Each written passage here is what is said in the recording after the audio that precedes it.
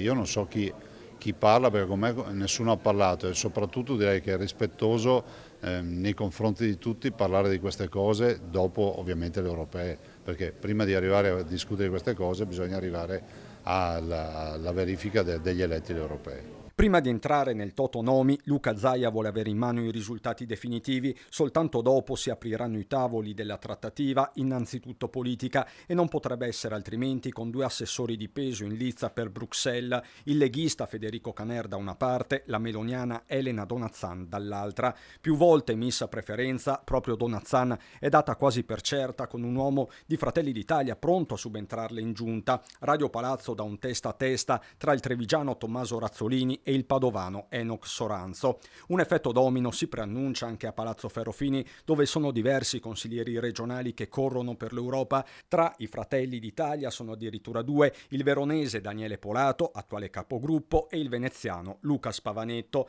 Ma anche l'opposizione non scherza. Nel PD corre per ritornare in Europa il trevigiano Andrea Zanoni, è addirittura capolista a nord-est con l'Alleanza Verdi-Sinistra la vicentina Cristina Guarda, ma la variante europea, chiamiamola così, non riguarda solo gli scranni, pure i temi, su tutti l'autonomia. La discussione sul DDL Calderoli, iniziata alla Camera, è già destinata a saltare a dopo il voto. A me non cambia nulla, nel senso che poi ho rispetto dei tempi del Parlamento.